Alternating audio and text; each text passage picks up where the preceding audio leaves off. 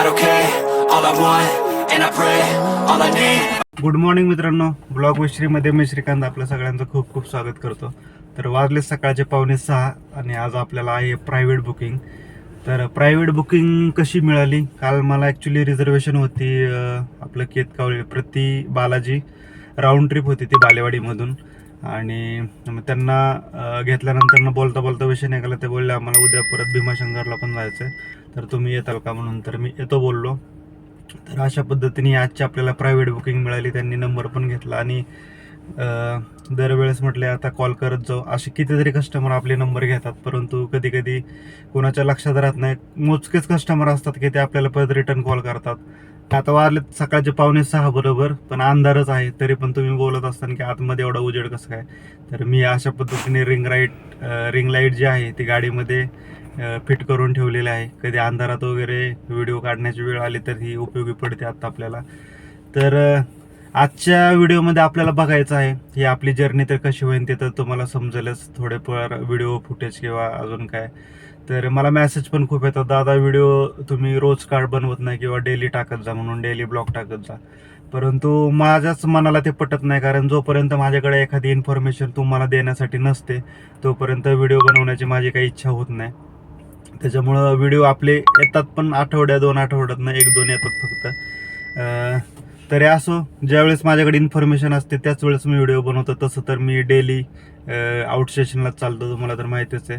त्याच्यामुळं व्हिडिओ बनवायचे असतील तर मी आठवड्यातनं 4-5 पण व्हिडिओ देऊ शकतो. परंतु तेच सांगणं आणि तुमचा पण टाईम वेस्ट करणं हे मला पटत नाही. त्याच्यामुळे जर काही माहिती असेल तरच मी व्हिडिओ बनवतो शक्यतो. आणि तर आजच्या व्हिडिओमध्ये आपल्याला माहिती मिळणार आहे की जसं की आता बऱ्याच जण गाड्या घेतात, परंतु बऱ्याच जणांना माहिती नसतं म्हणजे प्रायव्हेट कस्टमरसोबत डील कशी करायची. तर आज मी या व्हिडिओमध्ये तुम्हाला तेच सांगणार आहे, प्रायव्हेट कस्टमरसोबत डील कशी करायची, कसं चार्ज करायचं कस्टमरला. कारण ओला उबरचं ज्या ॲप्लिकेशन आपण ऑनलाईन करतो ते तर ठीक आहे, त्याच्यामध्ये सगळे कॅल्क्युलेट होतो टाईम किंवा फेअर. त्याच्यानंतरनं तुमचं जे काही किलोमीटर असेल ते सगळं ते ॲटोमॅटिकली कॅल्क्युलेट करतं आणि ते फेअर काढतं. तर आज आपल्या इकडे म्हणजे आत्ता सध्या मार्केटमध्ये गाड्या तर भरपूर आहेत, अजून घेत आहेत, तुम्हाला तर चांगलंच माहिती आहे. परंतु गाड्या एवढ्या रोडवरती असल्यामुळे लोकांना बिझनेस भेटत नाही आणि त्याच्यामुळे भरपूर लोक म्हणजे रेट पाडून चालतात आणि त्याच्यामुळं रेट आपले कधीच वाढत नाहीत आणि वाढतील का नाही याची गॅरंटी पण देऊ शकत नाही. तर नॉर्मली आता मला आठवतं जेव्हा मी सिंगापूरला जॉबला होतो आणि माझी फ्लाईट मुंबईवरून असायची, तर काही ओला उबरचं 2017 मला वाटतं. त्याच्यामुळे मला पण त्याची काही एवढी आयडिया नव्हती, पण असे पण कॅब बुक होते किंवा काय. तर मी मित्राला फोन करून सांगितलं होतं, बाबा तुझ्या ओळखीची कुठली असेल तर गाडी. तर मला 2017 मुंबई एअरपोर्टला त्याने ड्रॉप केलं. तर त्यावेळेस 2,000 रुपये घेतले होते. आणि तुम्ही आजची कंडिशन बघत असाल तर झाले.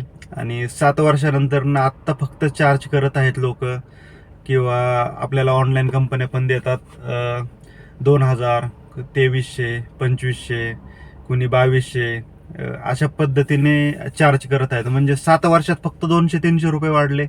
त्याचे पुढचे जे काही रेट आहे, कस्टमरशी डील कशी करायची आहे ते मी व्हिडिओच्या पुढे सांगतो तुम्हाला. कारण आता मला लेट होते, CNG भरायचं आणि मी कस्टमरला 6 वाजेपर्यंत येतो म्हणून सांगितलं, तर परत लेट होईल आणि पिकअप करण्यासाठी लेट नको म्हणून आपण पुढे गेल्यानंतर मला जेव्हा वेळ भेटेल त्यावेळेस मी तुम्हाला पुढची इन्फॉर्मेशन देतो. व्हिडिओमध्ये कंटिन्यू राहा. भरपूर जण मला मोबाईल नंबर मागतात, पण यूट्यूबवरती मोबाईल नंबर द्यायला येत नाही. तर मी माझा इन्स्टाचा ID तुम्हाला इथे म्हणजे डिस्क्रिप्शनमध्ये पण दिलेला आहे आणि इथे वरती कोपऱ्यात कुठेतरी तिथे पण देतो. तर जेणेकरून त्याच्यावरती मला फॉलो करा आणि मेसेज इन्स्टावरती केलं तरी मी तिथे रिप्लाय किंवा फोन नंबर देईन.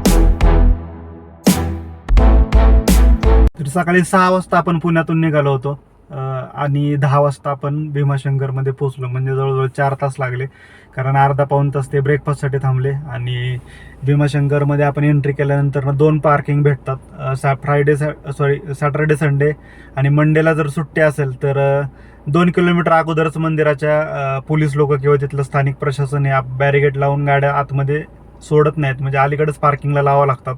आणि त्यानंतर तिथून एस टी महामंडळाच्या बसेस असतात, तर त्या तिथून 10 रुपये घेतात मंदिरापर्यंत सोडण्याचे. तर अशा पद्धतीने शनिवार रविवार खूप गर्दी असते इकडं. तुम्ही बघतच असाल पार्किंग एकदम खचाखच भरलेलं आहे, कारण हे तर पहिलं पार्किंग आहे. म्हणजे मंदिराच्या जवळचं पार्किंग फुल झाल्यामुळे इकडंच अलीकडे 2 किलोमीटर गाड्या थांबवतात. हे पण पार्किंग फुल झालं की परत पलीकडे एक अर्धा किलोमीटर अजून एक पार्किंग आहे, तिथे थांबवतात. तर अशा पद्धतीने सुट्टीच्या दिवशी खूप सारी गर्दी असते. तर 7 वर्षात फक्त म्हणजे बाकी सगळ्याचे रेट वाढले, पण कॅबवाल्यांचे काही रेट वाढत नाही. त्याला सर्वस्वी जबाबदार आपणच आहे, कारण आपणच आपले रेट पाडतो. कारण कुठल्याही आता बरेचसे टेलिग्रामवरती ग्रुप आहे म्हणा, व्हॉट्सअप ग्रुपवरती ग्रुप आहेत, याच्यामध्ये दलाल लोक भरपूर आहेत की जे बुकिंग देतात आणि त्याच्या पाठीमागं 200, 300, कोणी 500, 700 जसं कमिशन घेत असतात. तर याच्यामुळे सुद्धा म्हणजे गाडीवाला आहे तिथंच आहे, दलाल लोक जास्त पैसे कमवतात त्याच्यापेक्षा गाडी आपण चालवून सुद्धा. कारण कमिशन भरपूर घेतलं जातं आणि रेट जे आहेत ते, जसं की for example Pune to Mumbai आत्ता सध्या कोणी 2300 घेतं, कोणी 2500 घेतं. तर हे रेट कसे घ्यायचे, कसं कस्टमरशी डील करायचं हे आपण थोडक्यात पाहूयात. तर साधारणपणे आपले व्यवसायामध्ये 3 प्रकारच्या गाड्या आहेत, म्हणजे हॅचबॅक, सिडान आणि SUV. तर साधारणपणे रेट कसे घ्यायचे तर हे मी तुम्हाला सांगतो व्हिडिओमध्ये. नॉर्मली मी कसं करतो आणि तुम्हाला जमलं तर तुम्ही पण करा, कारण भरपूर जणांना आयडिया नसते. कारण बुकिंग ज्यावेळेस येतात त्यावेळेस मला फोन येतात की दादा इकडे जायचं आहे आणि किती पैसे घेऊ मी. म्हणजे आपल्याला ही या व्हिडिओमधून एवढी तरी आयडिया येईल की कमीत कमी आपण किती चार्ज केलं पाहिजे. आणि रेट पाडून धंदा करण्यापेक्षा गाडी उभी ठेवलेली बरी, कारण नुसती गाडी पळवतोय आपण, त्याच्यामध्ये भेटत तर काही नाही. तर रेट कसे घ्यायचे, काय कसं घ्यायचं हे मी तुम्हाला सांगतो थोडक्यात. साधारणपणे कस्टमरकडून पैसे कसे घ्यायचे मी तुम्हाला थोडक्यात सांगतो. तर तिन्ही पण ज्या मी तुम्हाला सांगितलं, हॅचबॅक, सिडान आणि SUV ज्या गाड्या आहेत, तर पुण्यापासून लोकल आउट स्टेशन म्हणजे थोडक्यात भीमाशंकर झालं, शिर्डी, शनी शिंगणापूर, बाकी महाबळेश्वर, हे ते म्हणजे एका दिवसामध्ये ज्या डेस्टिनेशनपासून आपण रिटर्न येणार आहोत, तर त्या डेस्टिनेशनला चार्ज आपण म्हणजे कस्टमरला आपण 300 किलोमीटरचं पॅकेजवरती देऊ शकतो. म्हणजे जर हॅचबॅक गाडी असेल तर 300 × 12 तर 3600 रुपये कमीत कमी. सिडान गाडी असेल तुमची तर 14 रुपये पर किलोमीटर तरी कमीत कमी चार्ज केलं पाहिजे. तर 14 × 300 ते होतात जवळजवळ 4200 रुपये. आणि जर तुमच्याकडे SUV, इर्टिगा वगैरे गाडी असेल तर 16 × 300 म्हणजे जवळजवळ 4800 रुपये. म्हणजे साधारणपणे 300 किलोमीटरला हॅचबॅक गाडीचा रेट 3600 पाहिजे 300 किलोमीटरसाठी, सिडान गाडीचा 4200 आणि SUV गाडीचा 4800 रुपये कमीत कमी चार्ज झाला पाहिजे. टोल, पार्किंग आणि ड्रायव्हर फूड जे काय असेल ते एक्स्ट्रा याच्यामध्ये काउंट करायचं. आणि 300 किलोमीटरच्या वरती जर झालं तर जी तुमची गाडी असेल ते पर किलोमीटर त्या रेटने पैसे घ्यायचे. जे आपले पुणे टू मुंबई अशी प्रायव्हेट बुकिंग असते ते साधारणपणे आत्ता तर म्हणजे टेलिग्राम ग्रुपवरती कोणी 2200-2300 रुपयाला देतं, कस्टमरकडनं ते 3-3 हजार रुपये घेतात. म्हणजे 700 ते 800 रुपये पर ट्रिप पाठीमागं ते लोक कमवतात.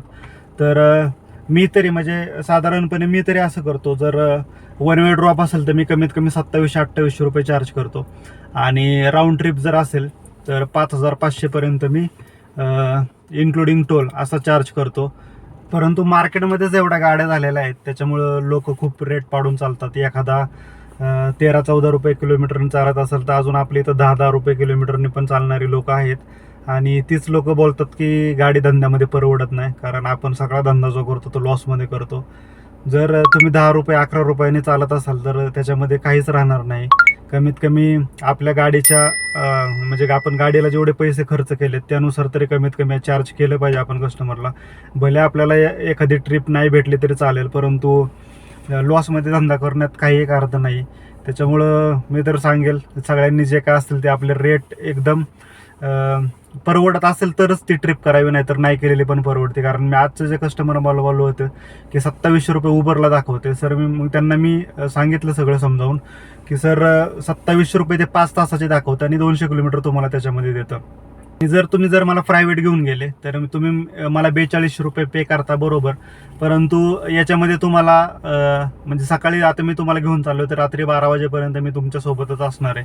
त्याच्यामुळे तुम्हाला तास वाढण्याची काही भीती नाही, किलोमीटर 300च्या वरती होणार नाहीत.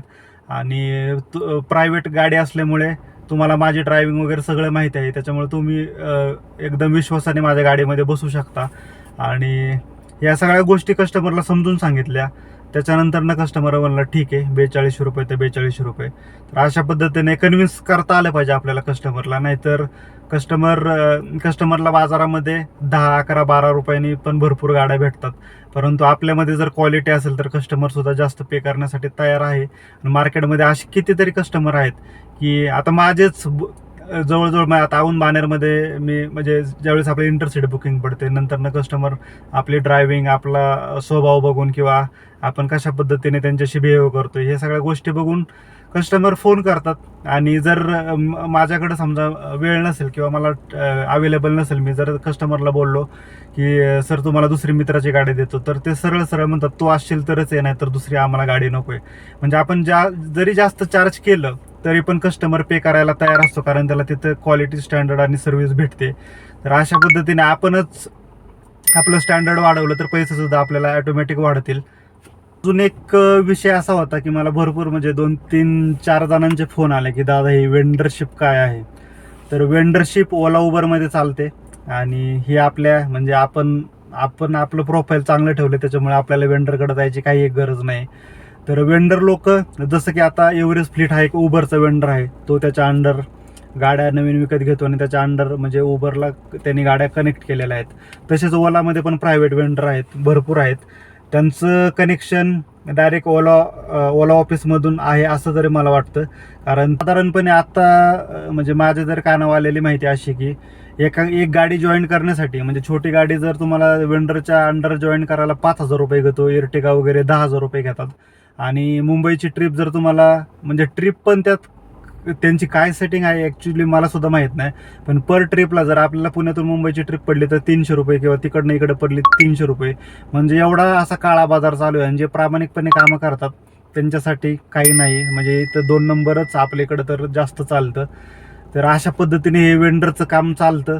भरपूर लोक पैसे कमवण्यासाठी वेंडरचा सहारा घेतात आणि वेंडर 2 नंबरचे कामं तर मित्रांनो देवाच्या दारात सुद्धा केले जातात. आता तुम्ही जिथे ते समोर बॅरिगेड दिसतात ते बघा, तर तिथून पुढे भीमाशंकरचं म्हणजे जे महादेवाचं मंदिर आहे ते जवळजवळ 2 किलोमीटर आहे. तर ते 2 किलोमीटर तिकडे ट्रॅफिक होत असल्यामुळे सगळ्या गाड्या या पार्किंगमध्येच थांबवून घेतल्या जातात आणि तिथून पुढे बसने जावं लागतं. परंतु ते 2 किलोमीटर म्हणजे मंदिराच्या दिशेने जाण्यासाठी सुद्धा त्या बॅरिगेटपासून पुढे तिथे जवळजवळ 1,500 ते 1,000पर्यंत चार्ज केला जातो. आणि अशी बरेच लोक जातात तिथे 1,500-2,000 रुपये देऊनसुद्धा. म्हणजे बाकीच्या ठिकाणी तर सोडून द्या, पण देवाच्या ठिकाणी सुद्धा असे 2 नंबरचे धंदे बरेच चालू असतात. तुम्हाला समजलं असेल की तुमची गाडी ज्या पद्धतीची असेल म्हणजे जे सिडॅन असेल, हॅचबॅक असेल किंवा एस असेल, तर रेट कसे लावायचे, कस्टमरसोबत डील कसं करायचं.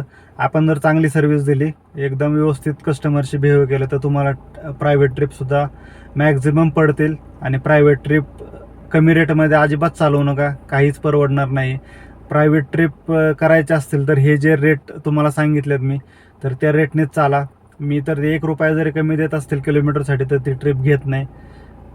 त्याच्यामुळे जेवढं शक्य होईल तेवढं चांगल्या प्रकारची डील कस्टमरसोबत करून आपण आपला चांगला प्रत्येक दिवस घालवला पाहिजे. तर तुम्हाला सगळे रेट कसे लावायचे, कसं कस्टमरशी डील करायचं हे समजलं असेल तर आपण हा व्हिडिओ इथेच थांबूयात. मित्रांनो, व्हिडिओ आवडल्यास नक्की लाईक करा, शेअर करा, कमेंट करा. जे कोणी आपल्या चॅनलवरती नवीन असतील त्यांनी आपल्या चॅनलला सबस्क्राईब करा आणि बाजूलाच असलेली घंटा एकदा प्रेस करा, जेणेकरून मी जे नवीन व्हिडिओ अपलोड करत असतो त्याचं तुम्हाला नोटिफिकेशन येईल आणि जी काही इम्पॉर्टंट माहिती असेल ती तुमच्यापर्यंत पोहोचेल. तर चला तर मग हा व्हिडिओ इथेच थांबूयात. पुन्हा भेटूया नवीन व्हिडिओमध्ये. तोपर्यंत बाय बाय, टेक केअर.